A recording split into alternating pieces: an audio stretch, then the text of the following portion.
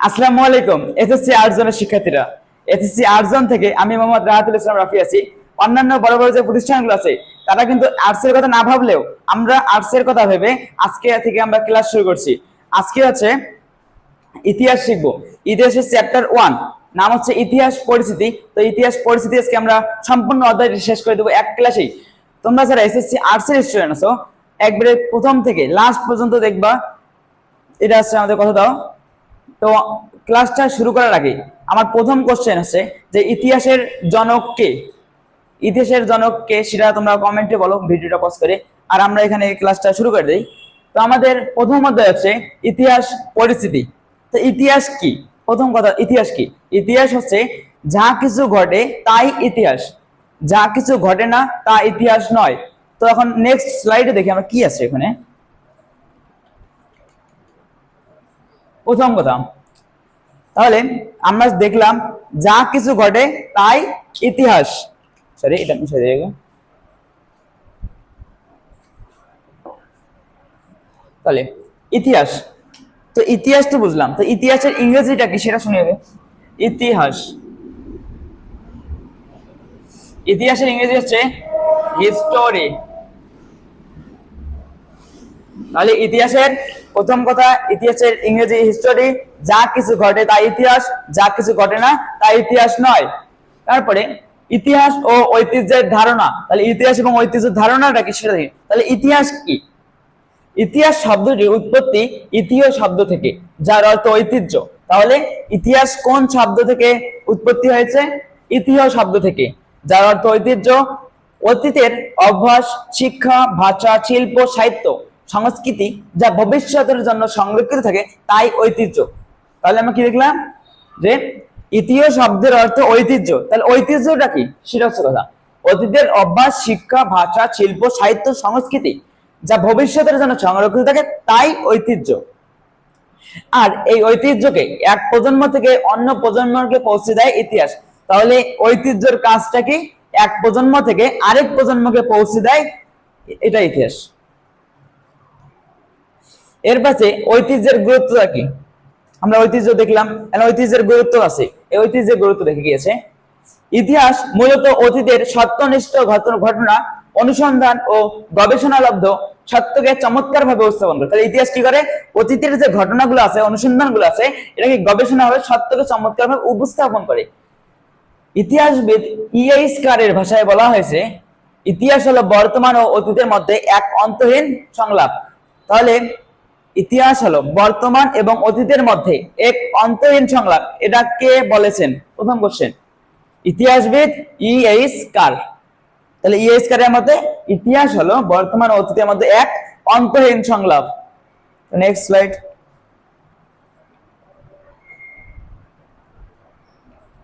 তাহলে আমরা দেখলাম ইতিহাস, ঐতিহ্য, ঐতিহ্যের গুরুত্ব।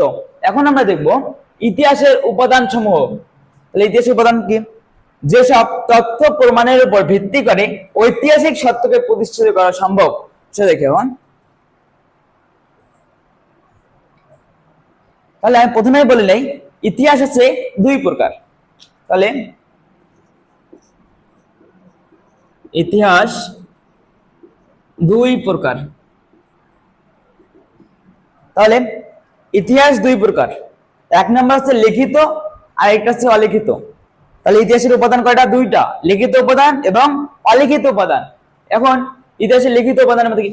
দেশীয় সাহিত্য, প্রাচীন বিভিন্ন সাহিত্য গ্রন্থ যেমন কলহনের রাস্তরঙ্গিনী, কালিদাসের মেঘদূত কিংবা সন্ধ্যাকর নদীর বিখ্যাত রামচরিত ইত্যাদি ইতিহাস রচনায় গুরুত্বপূর্ণ ভূমিকা রাখে। এটা হচ্ছে কি? লিখিত উপাদান। কারণ কি?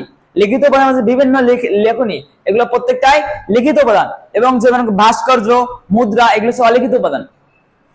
বিদেশি বিবরণ, চীনের চৈনিক পরিব্রাজক ফাইয়েন হিউয়েনসাং এবং মরক্কোর বিখ্যাত পর্যটক ইবনে বতুতার ভ্রমণ বিবরণী থেকে তৎকালীন সমাজ ও অর্থনৈতিক ব্যবস্থার নিখুঁত চিত্র পাওয়া যায়। তাহলে এগুলো থেকে পাওয়া যায়। এর পেছনে অন্যান্য নথিপত্র কি?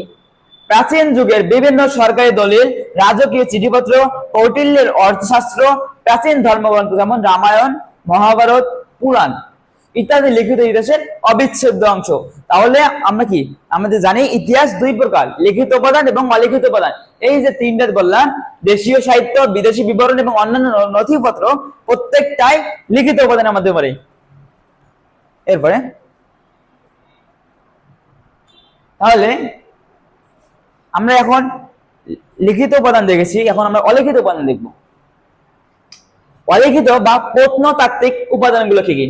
লিপি, মালা ও মুদ্রা। সেটা আমি প্রথমেই বলেছি যে মুদ্রা হচ্ছে একটা অলিখিত উপাদান। লিপি, মালা ও মুদ্রা, প্রাচীন শিলালিপি, তাম্রলিপি এবং সরকারি মুদ্রা, যা থেকে রাজার নাম, রাজত্বকাল, ধর্মবিশ্বাস ও তৎকালীন অর্থনৈতিক সমৃদ্ধির স্পষ্ট ধারণ পাওয়া যায়, তাকে কি এগুলো হচ্ছে অলিখিত উপাদান। এরপরে স্থাপত্য ও ভাস্কর্য, প্রত্নস্থল থেকে প্রাপ্ত প্রাচীন ইমারত, সমাধি, স্মৃতিস্তম্ভ ও দেব দেবীর মূর্তি, এগুলো তৎকালীন মানুষের নাগরিক জ্ঞান ও নান্দনিক রুচির পরিচয় দেয়। তাহলে ইতিহাস কি অলিখিত উপাদানের মাধ্যমে কি পরিচয় দেয়? তৎকালীন যে আগের যে মানুষের ভাস্কর্য ছিল, মানুষের যে রুচি বোধ ছিল, কেমন ছিল, সেটা আমরা ইতিহাসের মাধ্যমে জানতে পারি। বিখ্যাত প্রত্নতাত্ত্বিক স্থান, বাংলাদেশের বগুড়ার মহস্থানগড়, নওগাঁর পাহাড়পুর, কুমিল্লার ময়নামতি এবং নরসিংদীর ওয়ারী বটেশ্বরে প্রাপ্ত বিভিন্ন প্রাচীন নিদর্শন। তাহলে এই যে প্রত্নতাত্ত্বিক স্থানগুলো ছিল, এগুলা হচ্ছে আমাদের অলিখিত উপাদানের মধ্যে পড়ে। এখন আমার কোশ্চেন হচ্ছে, বলো, এখানে বলছে বাংলাদেশের বগুড়ার মহস্থানগড়। এখন তোমাদের কাছে আমার কোশ্চেন, মহস্থানগড়ের পূর্ব নাম কি ছিল সেটা তোমরা কমেন্টে বলো। তাহলে আমি নেক্সট স্লাইড দেখি। এখন তাহলে ইতিহাসের বৈশিষ্ট্য ও পরিসর, এতক্ষণ আমরা দেখছি ইতিহাসের উপাদান, এখন আমরা দেখব ইতিহাসের বৈশিষ্ট্য ও পরিসর। ইতিহাস কিভাবে সমাজ ও সভ্যতার ধারাবাহিক অগ্রগতিকে ধারণ করে। তাহলে ইতিহাসের মূল বৈশিষ্ট্য, ইতিহাস কখনো মিথ্যা কথাকে ইতিহাস বলা যাবে না। ইতিহাস হচ্ছে একটি সত্যনিষ্ঠ উপাদান, সত্যনিষ্ঠ বিবরণ। তাহলে ইতিহাসের মূল বৈশিষ্ট্য সমূহ কি দেখি। প্রথম যেটা বলছে সত্যনিষ্ঠ ও নিরপেক্ষ। তাহলে সত্যনিষ্ঠ নিরপেক্ষ কি দেখি, ইতিহাস সবচেয়ে বস্তুনিষ্ঠ তথ্যের উপর ভিত্তি করে গড়ে। তাহলে কি সত্যের উপর, বস্তুনিষ্ঠ তথ্যের উপর ভিত্তি করে ইতিহাস গড়ে ওঠে। সত্য ঘটনাকে নিরপেক্ষভাবে পরবর্তী প্রজন্মের কাছে তুলে ধরাই ইতিহাসের প্রধান বৈশিষ্ট্য। তাহলে ইতিহাসের প্রধান বৈশিষ্ট্যটা কি বলতে কি? তাহলে ইতিহাসের প্রধান বৈশিষ্ট্য কি? সত্যনিষ্ঠ ঘটনাকে পরবর্তী যে প্রজন্ম আছে তাকে তুলে ধরাই হচ্ছে ইতিহাসের প্রধান বৈশিষ্ট্য। এর পাশে গতিশীল ও চলমান। তাহলে ইতিহাস কি? ইতিহাস হচ্ছে একটা গতিশীল ও চলমান বৈশিষ্ট্য। যেমন ইতিহাস চিরকাল বহমান ও পরিবর্তনশীল। তাহলে ইতিহাস কি সবসময় যে ইতিহাস একটা না, পৃথিবী যেমন পরিবর্তনশীল, এরকমই যে ইতিহাস কি চিরকাল বহমান এবং পরিবর্তনশীল।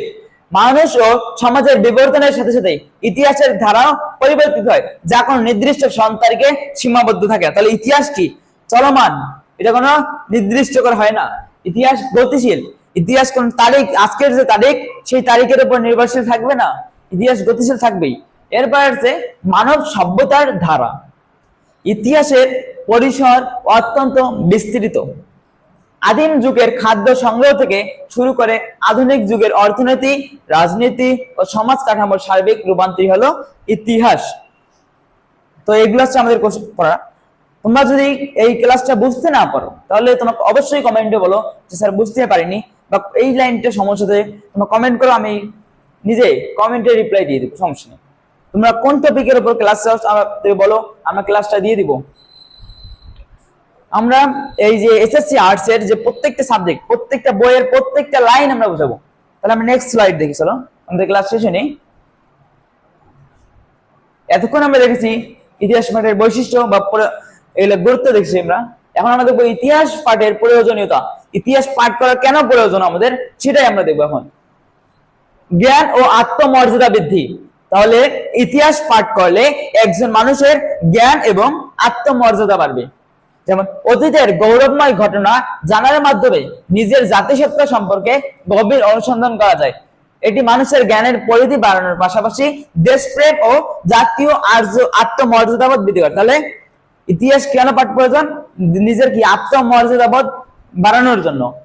এরপর আছে সচেতনতা ও দূরদর্শিতা। ইতিহাস পাঠে বিভিন্ন সমাজ ও সভ্যতার উত্থান পতনের কারণ জানা যায়।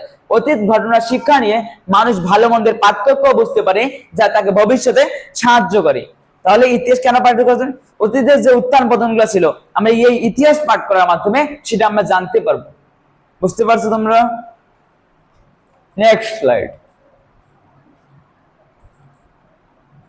শ্রেণী মূল্যায়ন ও এমসিকিউ। তাহলে আমাদের কিন্তু এই যে চ্যাপ্টার 1 ছিল এ টু জেড শেষ হয়ে গেছে। এখন আমরা দেখবো এই যে পুরো ক্লাসটা যে হইলাম তাই এমসিকিউ গুলো দেখবো, যেখান থেকে কিছু এমসিকিউ ইম্পর্টেন্ট এমসিকিউ অল্প কয়েকটা আছে সেটা আমরা দেখি। এখন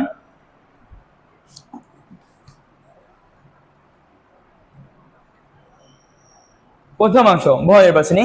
আমাদের প্রথম কোশ্চেন, আমি তোমাদের প্রথম কোশ্চেনেই বলছি যে ইতিহাসের জনক কে, সেটা তোমরা বলো। তোমরা যারা এখনো বলো নাই তারা অবশ্যই কমেন্ট করো, আমি রিপ্লাই দিব। তো আমার প্রথম কোশ্চেন ছিল ইতিহাসের জনক কে, কিন্তু আমাদের এখানে বলছে এক নম্বরে আধুনিক ইতিহাসের জনক কে। শোনো যে ইতিহাসের জনক একজন এবং আধুনিক ইতিহাসের জনক আরেকজন। তো আধুনিক ইতিহাসের জনক হচ্ছে লিওপোল্ড ফন র্যাঙ্কে। এখানে দেয়া আছে হেরোডোটাস, লিওপোল্ড ফন র্যাঙ্কে, ইয়েস্কার, আর্নল্ড টয়েনবি। তোমরা অনেকেই ভুল করবে এটা, কারণ তোমরা হেরোডোটাস দিবা। কারণ কি জানো? ইতিহাসের জনক হেরোডোটাস, গ্রিক ভূগোলবিদ, গ্রিক ইতিহাসবিদ হেরোডোটাস। তাহলে হেরোডোটাস তোমরা যখন দেখবা যে ইতিহাসের জনক যেহেতু বলছে হেরোডোটাসটা দাগাই দিই। তার জন্য আমাদের ভালো করে বলবো যে ইতিহাসের জনক বলছে নাকি আধুনিক ইতিহাসের জনক বলছে। যদি আধুনিক ইতিহাসের জনক বলে তাহলে লিওপোল্ড ফন র্যাঙ্কে, এবং ইতিহাসের জনক বললে হেরোডোটাস। দ্বিতীয় কোশ্চেন, ইতিহাসের মূলত কোন ধরনের বিবরণী? ইতিহাস কোন ধরনের বিবরণী? অতীত রাজরাজাদের রূপকথা, সংগঠিত কাল্পনিক যুদ্ধের বিবরণ, অতীত মানব সমাজের সত্যনিষ্ঠ কাহিনী, সমসাময়িক যুগের শুধুমাত্র ভৌগোলিক বিবরণ। আমরা জানি ইতিহাস সত্যনিষ্ঠ তথ্যের উপর গড়ে ওঠে, তাহলে এখানে গ নম্বরটা হবে, কারণ অতীতে মানব সমাজের সত্যনিষ্ঠ কাহিনী, এখানে সত্যনিষ্ঠ কাহিনীর কথাই বলা হয়েছে।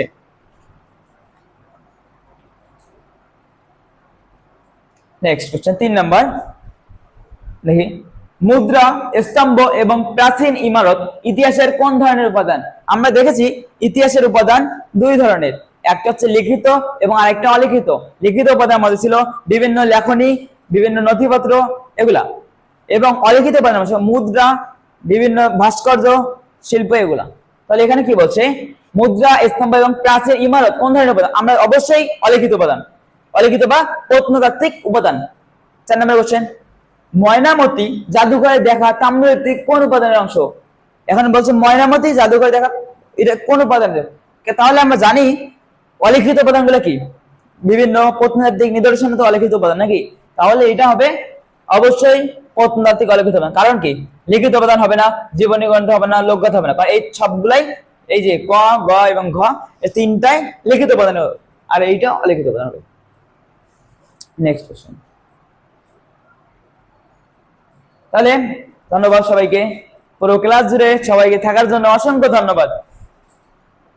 পুরো ক্লাস জুড়ে আসো তোমরা, তার জন্য অসংখ্য ধন্যবাদ। আবারও বলি, আমাদের যে নেক্সট ক্লাসগুলো, যেমন ইতিহাসের দ্বিতীয়, তৃতীয়, চতুর্থ, পঞ্চম আছে, পৌরনীতির অধ্যায়গুলো আছে, ভূগোলের অধ্যায়গুলো আছে, এই যে এগুলো যে আছে প্রত্যেকটাই আমাদের ইউটিউব চ্যানেল অথবা ফেসবুক পেজ দেওয়া আছে, তোমরা দেখে নিতে পারো। যারা এই পেজটা এখনো ফলো দাও নাই এবং আমাদের চ্যানেলটা সাবস্ক্রাইব করো নাই, অবশ্যই তাড়াতাড়ি করে নিবে, তাহলে এই যে ক্লাসগুলো সবার আগে যাবে তোমাদের কাছে। এই পুরো ক্লাসটা তোমাদের বন্ধুদেরকে অবশ্যই শেয়ার দিবে। ধন্যবাদ সবাইকে।